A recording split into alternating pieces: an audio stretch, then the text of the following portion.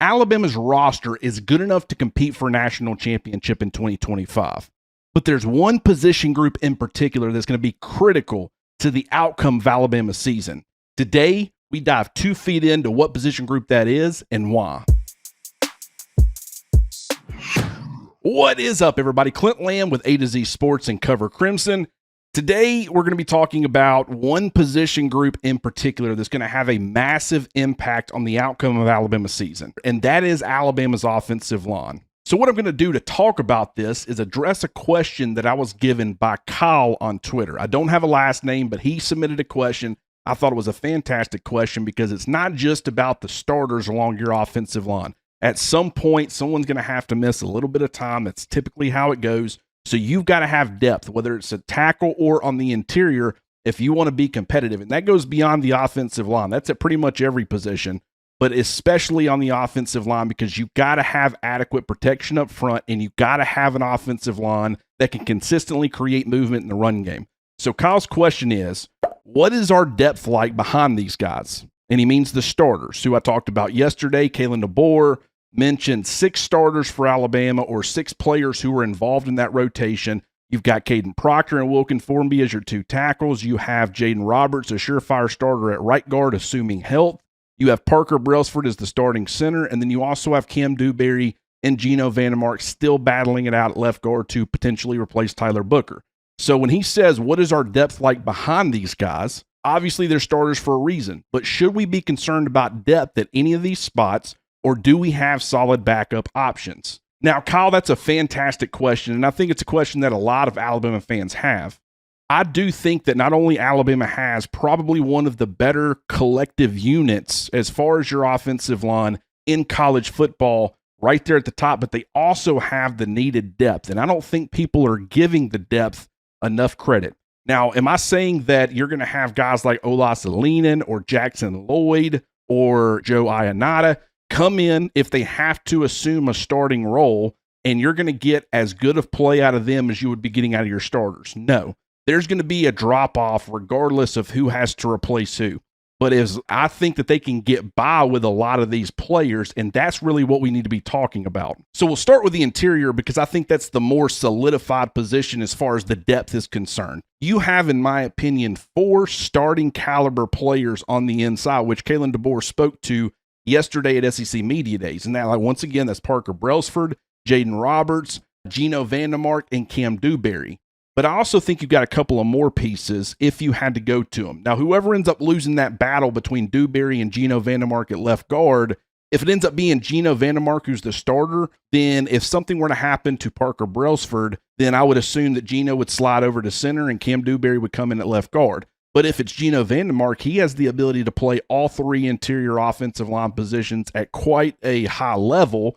So it would just be, okay, if Jaden Roberts gets banged up and has to miss some time, Geno Vandermark goes in at right guard. If it's Parker Brailsford, he goes in at center. And then, of course, if he's in that battle with Cam Dewberry at left guard, if an injury happens to Dewberry, once again, you got Geno Vandermark coming in. But once again, it goes beyond that. And I think one of the critical pieces who I've heard a lot about as far as guys who are taking significant steps forward in their development is Will Sanders. Now, this was a guy who on 3 was pretty high on. They had him rated close to, I think, being a top 100 prospect. Not all of their recruiting services were in agreement, though. So kind of all over the place as far as his high school evaluation. But this guy is one of the best pullers that I've seen on the high school level. He's got the athleticism to not only pull, but get out in space and hit moving targets, get guys blocked. And I think in a Kalen DeBoer offense, that pin and pull and a lot of different things that you will see in the offense, I think he's a perfect fit. So that's a guy who continues to generate some buzz. Do I think he's ready to be a starter? Probably not. But as far as your depth options, and if you had to work to him, whether it be temporarily or permanently, I think that he would continue to get better as he got more experience and more development. But I also think that you would get effective play out of him until that happened. But then you've got guys like Rob Montgomery, Joe Ionata, Casey Poe. They got high-quality options the further you work down the depth chart, but they're just not proven options, and it's no one that you probably want to rely on. But they've got several players where if they had to start working into that interior depth, I think they could do it and get by with it. But tackle is where it gets interesting because I think Caden Proctor is going to be one of the best left tackles in college football.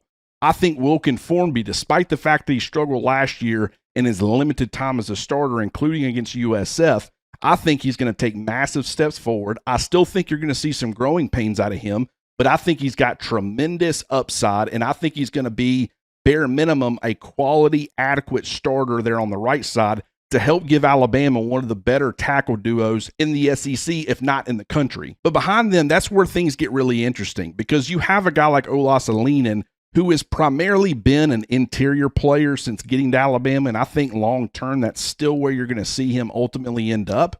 But he proved in the spring, with Alabama having a limited numbers at tackle, that he could step out, and with Caden Proctor being limited or out, he took over at left tackle, was the first-team guy out there, and while he started off struggling a little bit, he got better, progressively better throughout the spring, to a point where I thought he was pretty good on A-Day. So that's certainly encouraging. But I think when you start talking about long-term, and long-term being the midway point of the season towards the latter half of the season, I wouldn't be shocked if by that point the two talented freshmen, Jackson Lloyd and Michael Carroll, end up pushing him for a job. Jackson Lloyd was a top 50 recruit, one of the better tackles in all of college football, and Michael Carroll was the #1 interior offensive lineman according to a lot of recruiting services.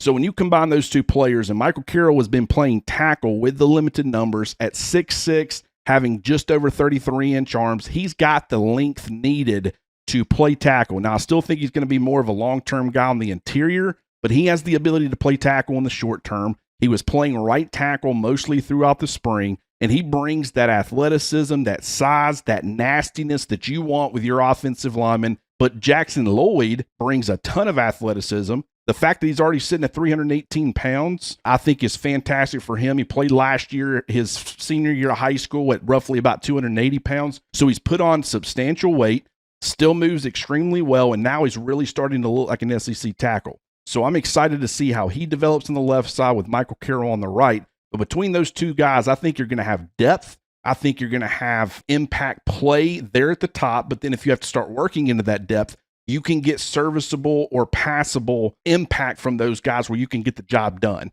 So while I do think that the offensive line is somewhat of a question mark, like you still got to see it. We've been hyping up the offensive line for what feels like the last several seasons. I feel better about this group than I have in the last couple of years with the depth and rotation that I think they're going to have at that spot.